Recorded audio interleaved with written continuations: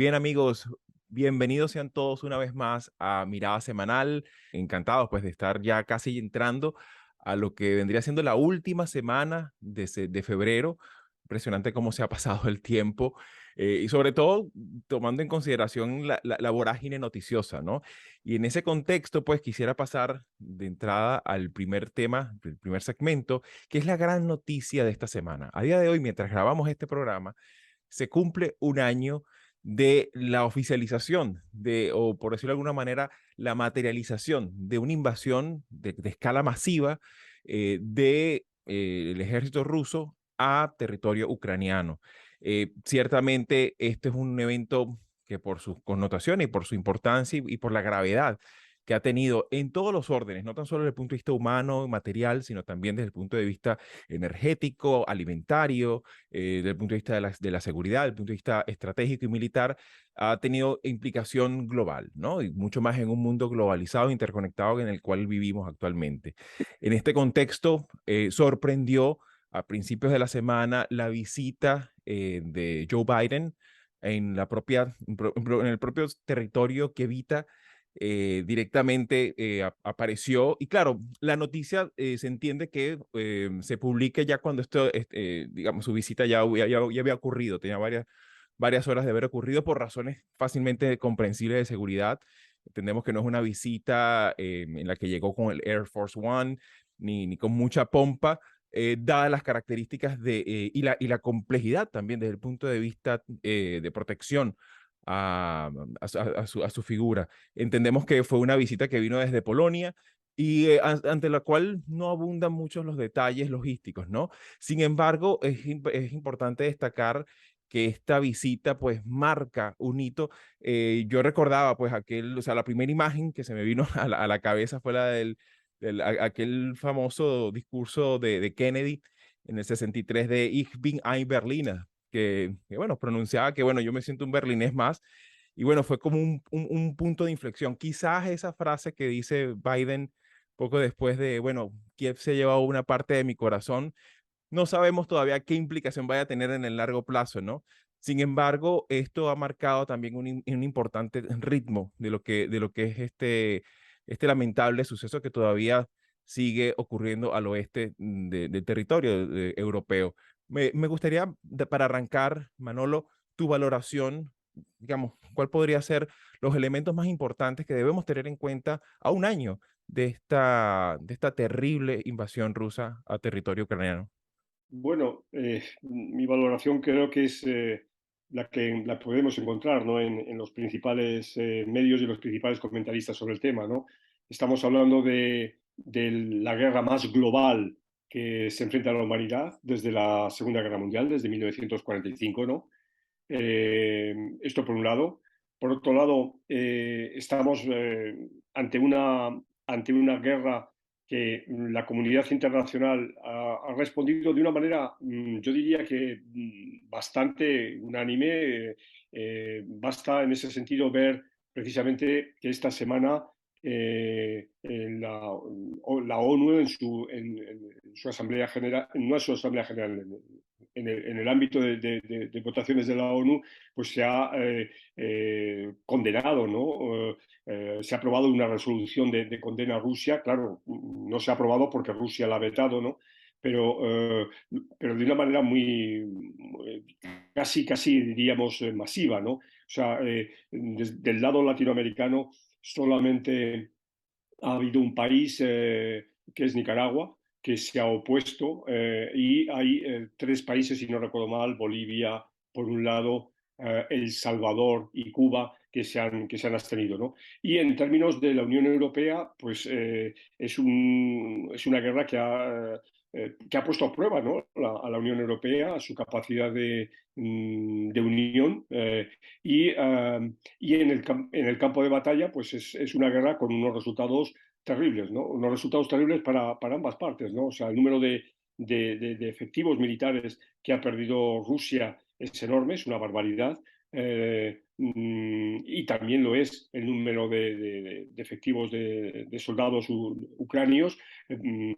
Pero supone pues un reto, ¿no? Un jaque, ¿no? A la convivencia, evidentemente, y la necesidad de tener esta sangría yo creo que, sí, que es imperiosa, ¿no? Claro, no detenerla también a cualquier precio, ¿no? Yo creo que el alto el fuego y China parece que va, aunque hay sus polémicas sobre todo sobre ello, ¿no? Pero China parece que va en esa dirección en el sentido de pedir un alto el fuego, que se detengan las sanciones y el respeto a la integridad territorial. Claro, esto último es muy importante porque conviene recordar que Rusia ya tiene una parte del oriente de Ucrania bajo su control, ¿no? Que se uniría, por supuesto, claro, a Crimea, que como sabemos ya invadió hace 9 años, ¿no?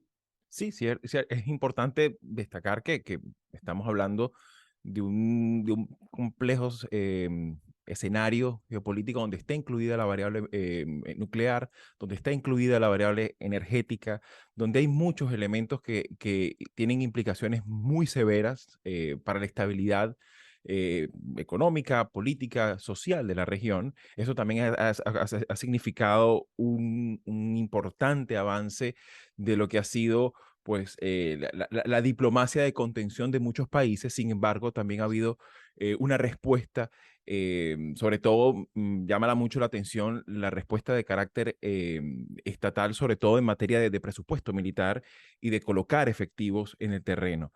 En ese contexto, ciertamente ha tenido implicaciones en todos los rincones del planeta. Sin embargo, me gustaría un poco tu apreciación, Marisabel, con respecto a América Latina.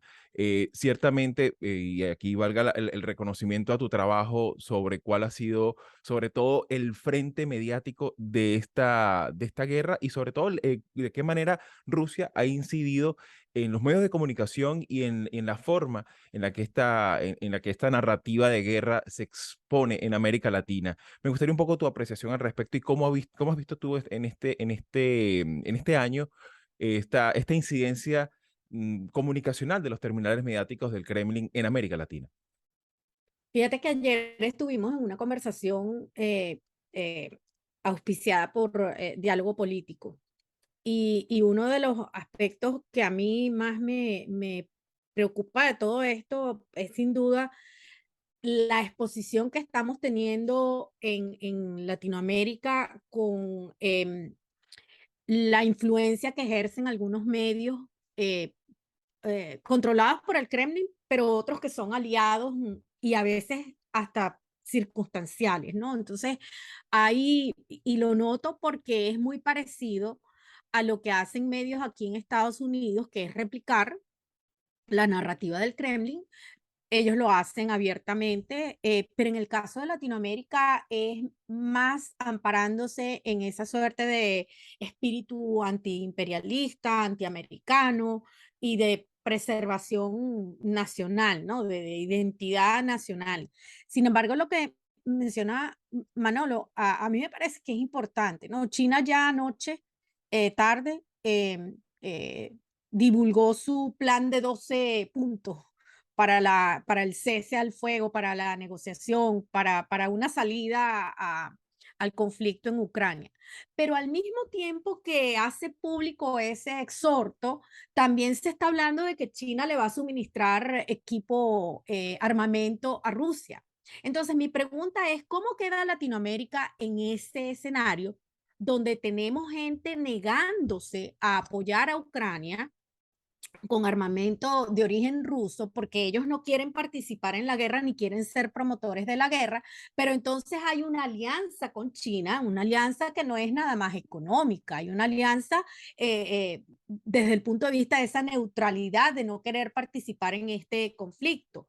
Entonces América Latina para mí se va a ver forzada a tomar una postura un poco más firme. Por supuesto, hay excepciones, pero digo en general, la región tiene que pensar que por un lado no estamos hablando de un conflicto que sea es decir, que amerite esa postura antiamericana o anti eh, colonial, porque aquí de lo que se trata es de una lucha por preservar unos mínimos compromisos desde el punto de vista de la democracia. Y creo que ahí es donde está nuestra debilidad como latinoamericanos.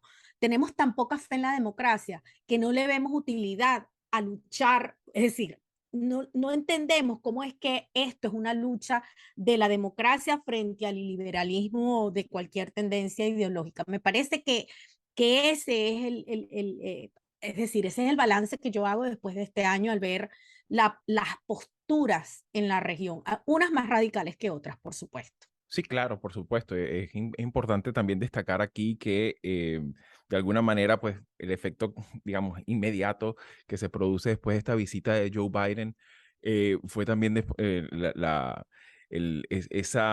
esa puesta en escena de Vladimir Putin haciendo los anuncios que, digamos, incluso la misma teatralidad del evento ya hablaba de esa iliberalidad y ese descrédito sostenido a lo que es Occidente y sus principios fundamentales de creencia en la pluralidad, en el respeto a la disidencia y sobre todo a un principio fundamental que es del derecho internacional, que es la autodeterminación y el respeto al derecho internacional y al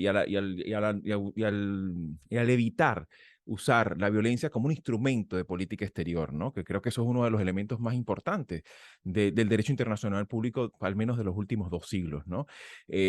Considerando pues especialmente que precisamente ha sido Europa el terreno donde se han desatado las más cruentas conflagraciones contra la humanidad.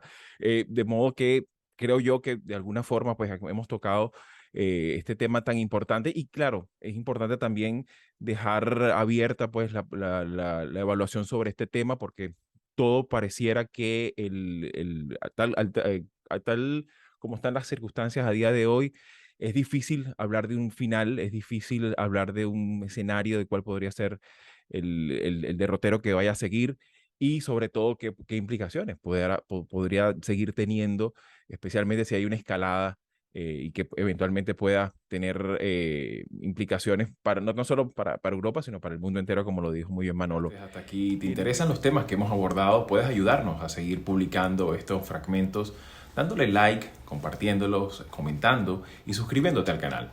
El audio de la entrevista completa lo puedes conseguir en la página latinoamerica21.com/podcast y en las principales plataformas de audio. Subimos videos nuevos todas las semanas, así que nos volveremos a ver muy pronto.